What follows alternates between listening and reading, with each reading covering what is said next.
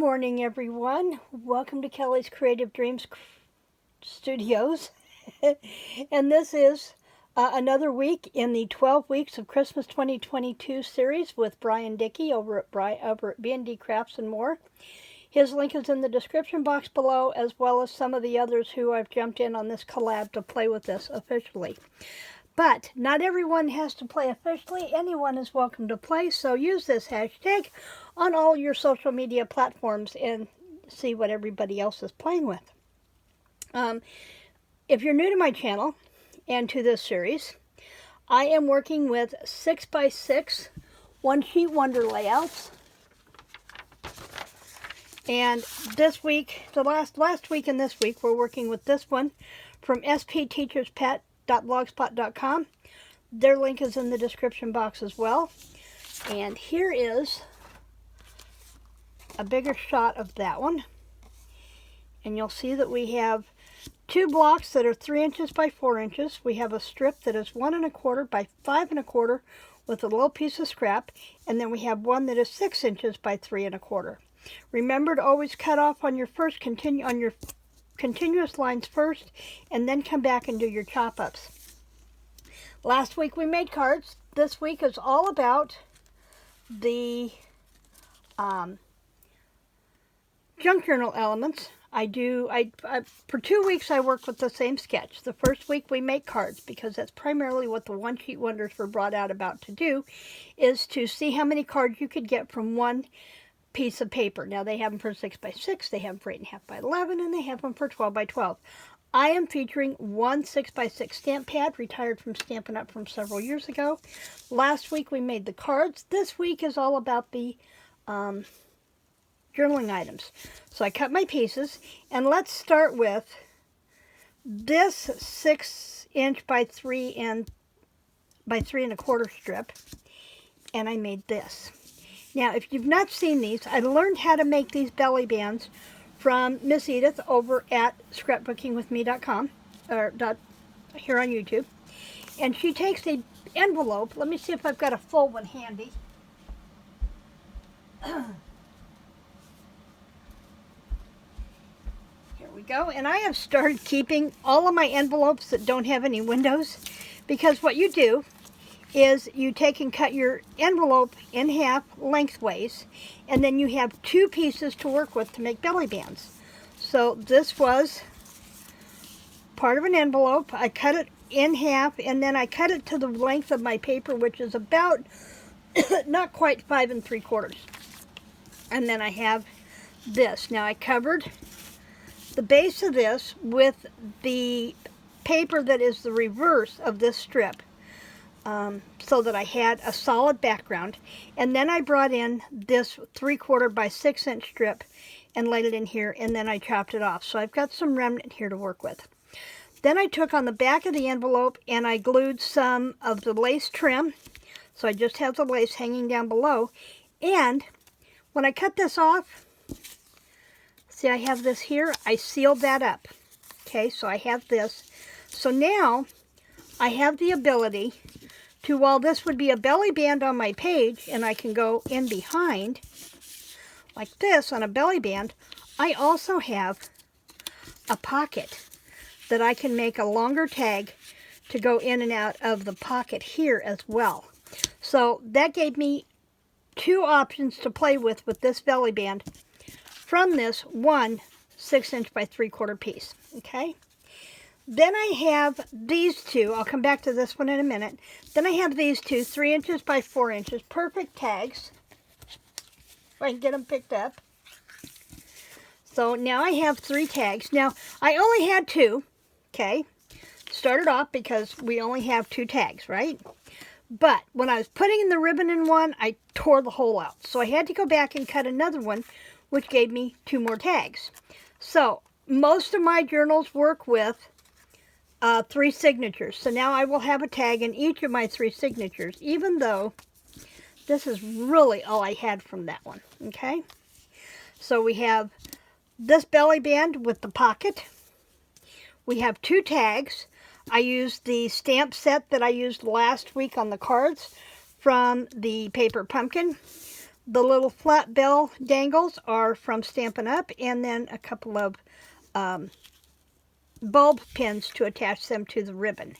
And this slotted that the ribbon is in came from this punch that I got as a gift from Terry Ginger Crafts. She brought it back for me from Europe last year, or earlier this spring, and I just love it. It gives me an alternative to doing my ribbons. So there we have those two tags. Now I'm going to move that other one out of the way so we don't get confused. Okay, now we're down to this 1 1/4 by 5 1/4 with this little piece of scrap. I didn't worry about this little piece of scrap right now. I put it into my box that I can play with later. But I took that 5 1/4 by 1 1/4 piece and I folded it into thirds and made these 3 little clusters. From the supply box that I put together to do this project with, I took out a couple of gold doilies retired from Stampin' Up, cut them in half and used them for a backing.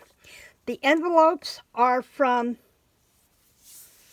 the paper pad that I'm using. I've gone through and fussy cut out all of the envelopes on one of the papers. And I think I want to go back and do that on the Santa hats as well. I may do that while I'm watching a video later. And then the wording are clear sticker strips, chat stickers from, I want to say they're Heidi Swapp. I know they are not Tim Holtz. I'm pretty sure they're Heidi Swapp because they're from one of her journaling packs. I added some bling from Stampin' Up just for a little texture. And now I have clusters that I can put onto a corner tuck or just on the corner of a page and use them as a tuck. We can do that. Glue them on 2 sides and just have them as a tuck on the corner of a page, or use them as a cluster. So we have those 2, or those 3. We have these 2. And then we have, as soon as I can get these little cluster thingies to quit moving around, and then we have our 3/4 by 6 inch down here at the bottom. Now remember, just because you have these sizes to work with doesn't mean you have to keep them that way. This started out as a 5 1/4 strip. I broke it down into thirds and made 3 separate elements, but I still worked with just this strip. Same with the tags. These are squares. They didn't have to be tags. I cut them, or didn't have to be left as the rectangles. I cut them into tags. I could have just as easily cut them in half and folded them over and used them as a bag topper. Or made 2 pockets and notched the bottoms so that I had 4 pocket tucks just as easily. So once you get this configuration, there's lots of things you can do with them. Now we will have a new one next week, and I am hoping that by the time I get to the new one for next week, I will have finished cleaning off the work table. I have spent all this past week getting the sewing corner completely cleaned out, and I'm getting ready to put up the Christmas tree over there this weekend. Probably won't get it decorated on Monday, but the tree part is going up today. And I'm going to link a video down below of how I put that tree together. If you have a Dollar Tree Plus, which means they're not carrying just the $1.25 items, but they are also carrying $3, $5, and $10 items. Not all Dollar Trees are Dollar Tree Pluses. It depends on the store and the demographics and that sort of thing. But you can just as easily pick up the inexpensive $1.25 3-foot trees from, or 2-foot trees from Dollar Tree. But you take the 2 trees, you flatten them all on one side, bend all your branches to 2 directions on either side so your tree is flat. You do that with the other tree, and then you put the 2 flat sides together, tie them together, and then fluff out, and you have a much fuller tree. And it's really cool, and it's really simple. And so I'm looking forward to put that one up. But I will link the video for that down below. It's not my video. It's the video that inspired me to do the tree for the sewing corner. But it's really cool. And you can do it with any of the inexpensive trees to get a more fuller tree. A fuller tree? More full tree?